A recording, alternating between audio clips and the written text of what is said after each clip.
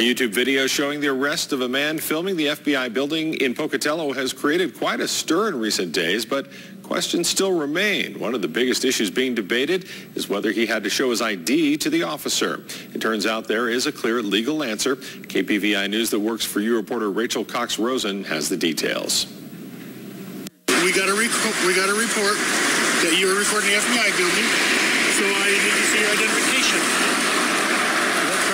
This is how the tense exchange between Sean Johnson and a Pocatello police officer began. It later escalated into Johnson being arrested for resisting and obstructing an officer. But Brom Rammell, an attorney, says that the officer had no right to ask for Johnson's ID in the first place. Unless the officer had reasonable suspicion that he could articulate that Mr. Johnson was engaged in some type of criminal activity, he did not have a right to ask for his ID. The key is this: reasonable, articulable suspicion.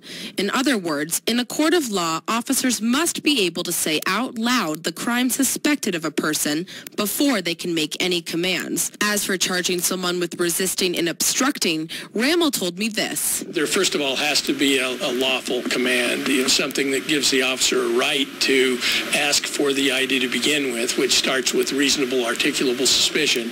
After that, it may be in the best interest of a citizen to give that ID, but really legally they're not obligated to do so under those circumstances. In a press conference Monday, the Pocatello police chief explained the police's side. Our officers owe it to the community to check on these situations, so we are going to respond to them. We're going to find out what's going on. In the end, Rammell agrees that while what Johnson did was lawful, community members should not necessarily mirror his behavior. I think that people should try to cooperate with the police that are trying to do their job in an honest and straightforward way. Now, Sean Johnson is due in court on August the 10th.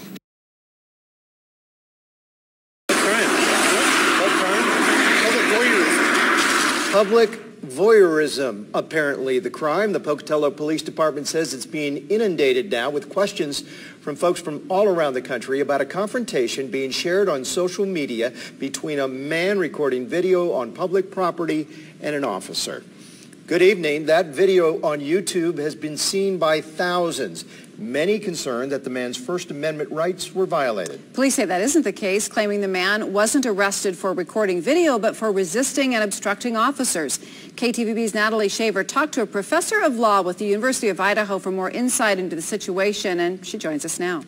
Well, that's right. So this professor tells me she's actually surprised by this arrest, saying she doesn't think the man's actions fit resisting and obstructing officers, saying he may have been difficult, but he didn't break the law. I've got a call here that you're recording the FBI building. That's correct, I am. Okay, any reason why?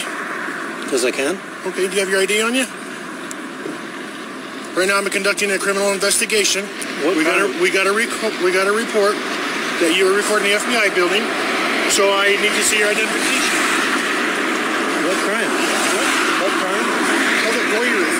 Sean Johnson was recording vehicles driving into the FBI building last month in Pocatello. That's when an officer accuses him of public voyeurism. He asks Johnson to identify himself multiple times. A few minutes into the video, Johnson is arrested. But he wasn't breaking any laws by filming the FBI building. He absolutely has the right, so long as he is on public property himself, to film a federal building. There was a lawsuit settled in 2010 brought by the ACLU's New York chapter against the Department of Homeland Security, establishing very clearly that federal buildings can be filmed. The Pocatello police chief is defending the arrest. He said at a news conference on Monday that the officer did make a mistake by accusing Johnson of, quote, public voyeurism. He went on to say that Johnson was not charged and arrested for recording, but for resisting and obstructing officers. He did what he thought was right at the time. He made a decision, and he was able to articulate what he did in a report.